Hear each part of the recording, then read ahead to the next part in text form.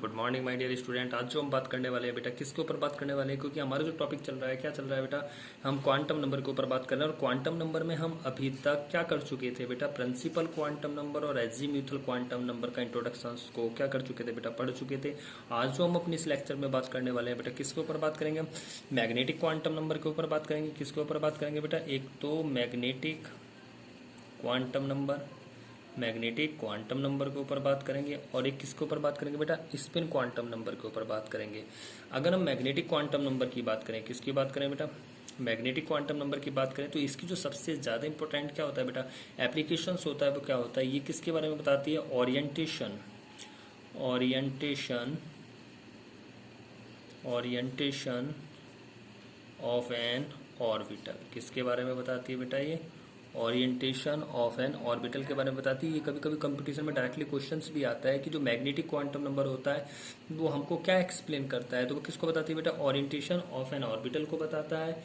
और अगर हम किसकी बात करें बेटा, कभी कभी अगर हमें एल की वैल्यू दे दी जाती है, मान लीजिए उसमें सपोज एल की वैल्यू आपको 2 कहा है, और वो कहता है कि एम की वैल्यू क्या होगी, यहाँ पे क्वेश्चन मार्क कर देता है क्या होगी, क्योंकि हम इसको जो रिप्रेजेंट करते हैं बेटा एम से करते हैं। तो अगर हम m की बात करें तो इसके लिए एक फार्मूला अप्लाई करना होता है, यहाँ पे 2l+1। तो यहाँ पे क्या हो जाएगा, अब l की वैल्यू कितना दिया है, 2 दिया गया है, तो यहाँ पे क्या हो जाता है 2 × 2+1, तो कितना हो जाता है 4+1 = 5 हो जाता है। ठीक है, कहने का मतलब क्या होता है कि m की जो वैल्यू होती है बेटा, वो क्या होती है, -l से +l तक होती है, और उसमें इंक्लूड क्या करना होता है, 0 इंक्लूड करके चलना पड़ता है। जैसे अभी आपने क्या किया, l की वैल्यू कितना दिया, उसने आपको 2 दिया, तो इसका मतलब क्या है कि माइनस से लेके -2, -1, 0, +1, +2। कहने का मतलब क्या, माइनस से प्लस तक चलना होता है, और उसमें क्या करना होता है, आपको 0 को इंक्लूड करना होता है। ठीक है बेटा। अगर हम आगे बात करें, किसकी बात करें बेटा, स्पिन क्वांटम नंबर की। किसकी बात करें बेटा, स्पिन क्वांटम नंबर की बात करें बेटा, किसकी बात करें, स्पिन क्वांटम नंबर की बात करें, तो स्पिन क्वांटम नंबर को हम किससे रिप्रेजेंट करते हैं बेटा, एस से रिप्रेजेंट करते हैं। किससे रिप्रेजेंट करते हैं, एस से रिप्रेजेंट करते हैं। और ये सिर्फ किसको बताता है, ये डायरेक्शंस को बताता है। किसको बताता है बेटा, अगर आपके पास अगर इलेक्ट्रॉन क्या कर रहा है बेटा, आपके पास इलेक्ट्रॉन क्लॉकवाइज डायरेक्शन चल रहा है। कैसा चल रहा है बेटा, क्लॉकवाइज। करने का मतलब क्या, अगर इलेक्ट्रॉन की स्पिन ऊपर की ओर है तो इसकी वैल्यू हम कितना लेते हैं, +1/2 लेते हैं। और इलेक्ट्रॉन आपका किस कंडीशन में चल रहा है, अगर इस कंडीशन में चल रहा है तो उसका स्पिन हम क्या लेते हैं बेटा, -1/2 लेते हैं। कैसा लेते हैं, -1/2 लेते हैं। अब इसमें जो सबसे ज़्यादा इंपॉर्टेंट बात होती है वो क्या होती है बेटा, किसी भी एटम के लिए क्या होता है बेटा, किसी भी एटम के लिए आपको क्वांटम नंबर निकालने को आता है। किसी भी एटम के लिए क्या होता है बेटा, क्वांटम नंबर निकालने को आता है। कैसे आता है, सपोज उसने क्या कहा है कि सोडियम आपके पास 11 है, इसके लास्ट इलेक्ट्रॉन के लिए, किसके लिए बेटा, इसके लास्ट इलेक्ट्रॉन के लिए आपको क्या करना है, क्वांटम नंबर निकालना है। किसके लिए निकालना है, लास्ट इलेक्ट्रॉन के लिए। अब आपके पास क्या है, सोडियम 11 है। आप क्या करिए, स्टार्टिंग में इसका इलेक्ट्रॉनिक कॉन्फ़िगरेशन करिए। जैसे आप इसका इलेक्ट्रॉनिक कॉन्फ़िगरेशन करेंगे, क्या होगा, 1s2, 2s2, 2p6, 3s1, ये हो जाएगा। अब जो लास्ट इलेक्ट्रॉन कहाँ पहुंचा है बेटा, 3s1 में पहुंचा है। किस में पहुंचा है, 3s1 में। अब जो डिजिट शुरू में लिखा हुआ है ये किसको बताता है बेटा, ये n को बताता है। इतना कर लेंगे आप। उसके बाद आप l पे चलेंगे। अब l की वैल्यू किससे निकालनी होती है, मैंने पहले लेक्चर में बताया था। आप एक बॉक्स बना लीजिए और इस बॉक्स में क्या लिखिए, SPDF। अब l के लिए s की वैल्यू 0, 1, 2, 3। अब आपका इलेक्ट्रॉन किस में जा रहा है, s में जा रहा है। तो जब s में जा रहा है तो s के लिए l की वैल्यू क्या होती है, 0। आप 0 लिख दीजिए। अब nl के बाद कौन आता है, m। अब ये देखो इलेक्ट्रॉन किस में जा रहा है, s में जा रहा है। अब s में कितना ऑर्बिट बनता है, 1 बनता है। अब इलेक्ट्रॉन कितना आ रहा है बेटा, 1 आ रहा है। कितना इलेक्ट्रॉन आ रहा है, 1 आ रहा है। अब इलेक्ट्रॉन कितना आ रहा है, 1 आ रहा है। लेकिन जो l की वैल्यू है वो कितना है, 0 है। तो m की वैल्यू भी क्या होगी बेटा, आपकी 0 होगी।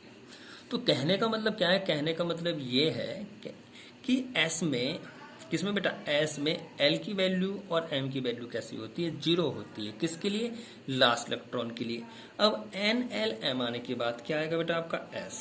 अब ये जो इलेक्ट्रॉन है इसमें एक है, वो कहाँ है? जब 1 इलेक्ट्रॉन है, कहाँ जा रहा है? ऊपर की साइड जा रहा है। और ऊपर की साइड जाने के लिए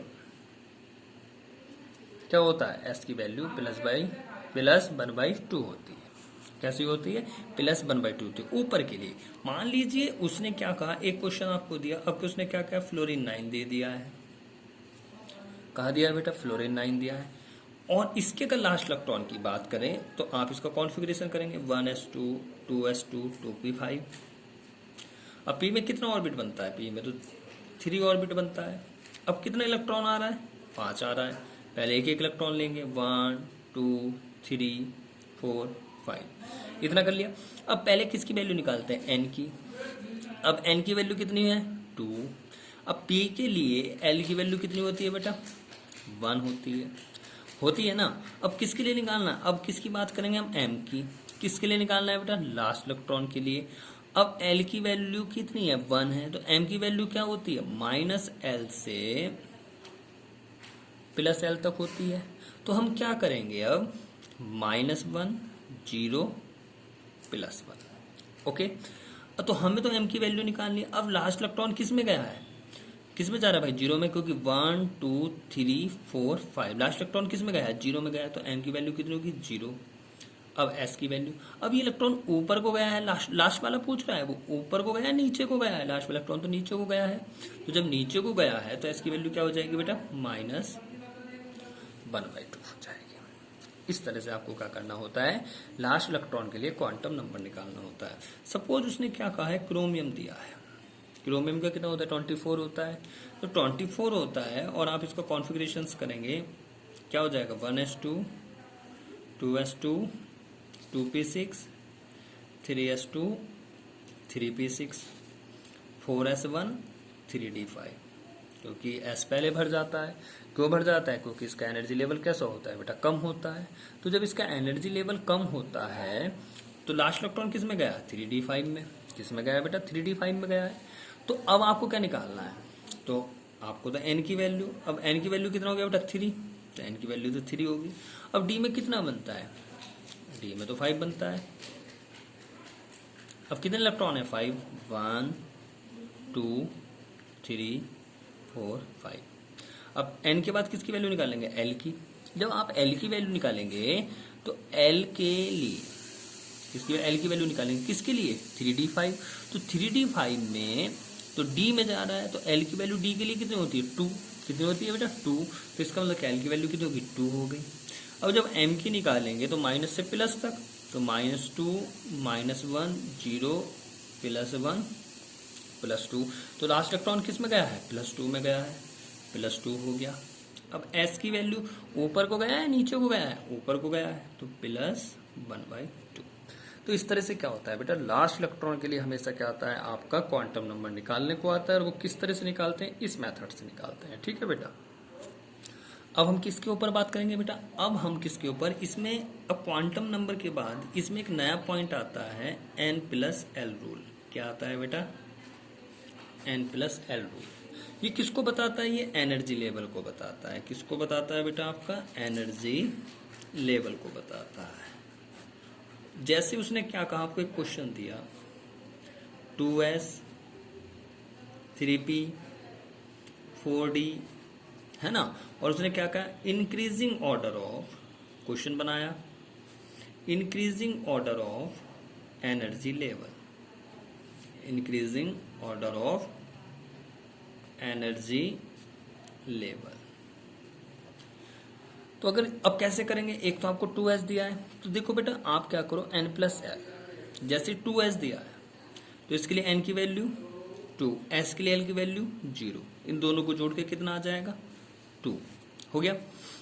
3p, n की वैल्यू 3, p के लिए l की वैल्यू 1, ऐड करके कितना आ जाएगा? 4। फिर क्या दिया? 4d, n की वैल्यू 4, l की वैल्यू 2, ऐड करके कितना आ जाएगा? 6। तो सबसे ज्यादा इंक्रीजिंग सबसे कम किसकी है? 2s की, फिर 3p की, फिर 4d की। तो सबसे ज्यादा किसकी है? 4d की। तो इंक्रीजिंग बढ़ता क्रम, तो 2s, उसके बाद 3p, उसके बाद 4d। इस तरह से इसको क्या होता है, निकालना होता है। कभी कभी आपसे पूछ सकता है कि एनर्जी किसकी ज़्यादा होती है। एक क्वेश्चन और देख लेते हैं, फिर खुद प्रैक्टिस करके देखिए। मान लीजिए उसने कह दिया आपको 4F 5D 6P और उसके बाद क्या करेंगे बेटा, उसने कहा आपसे 7S, ये कहा है। तो इसके लिए N की वैल्यू 4, L की वैल्यू 3, कितना हो गया बेटा 7। इसके लिए N की वैल्यू 5, L की वैल्यू 2, इसके लिए भी कितना हो गया 7। इसके लिए N की वैल्यू 6, L की वैल्यू 1, कितना हो गया 7। इसके लिए N की वैल्यू 7, L की वैल्यू 0, इसका कितना हो गया 7। तो सब में क्या है 7 7 आ रहा है। तो जब सब में 7 7 आ रहा है तो किसकी ज्यादा होगी। मान लीजिए इसमें भी इंक्रीजिंग ऑर्डर पूछा गया है, तो जब इसके लिए भी इंक्रीजिंग ऑर्डर पूछा गया है एनर्जी का, तो इसको कैसे निकाल सकते हैं आप, बहुत इजी है। कहने का मतलब क्या है कि इनके में बढ़ता क्रम। अब जब सब में इक्वल आ रहा है तो इसका मतलब क्या है कि सबसे ज्यादा किसकी होगी, जिसके लिए एन की वैल्यू ज्यादा होगी। कहीं पे एन की वैल्यू सेम हो जाए तो जिसके लिए एल की वैल्यू ज्यादा होगी। समझ रहे हो ना आप। तो यहाँ पे एन की वैल्यू किस में ज्यादा है, इसमें 4 है, इसमें 5, इसमें 6, इसमें 7। तो सबसे कम एन की वैल्यू किसकी है, 4F की। तो 4F इसकी कम होगी क्योंकि इसके लिए तो एन की वैल्यू ज्यादा है। फिर 5D, फिर 6P, फिर 7S। ये क्या है बेटा आपका 6 है, थोड़ा स्टाइलिश बन गया मेरे से 7S। तो इस तरह से आपको क्या करना है बेटा, एनर्जी लेवल को देखना होता है। ये क्या होता है आपका N+F रूल होता है। ठीक है बेटा, ओके, थैंक यू।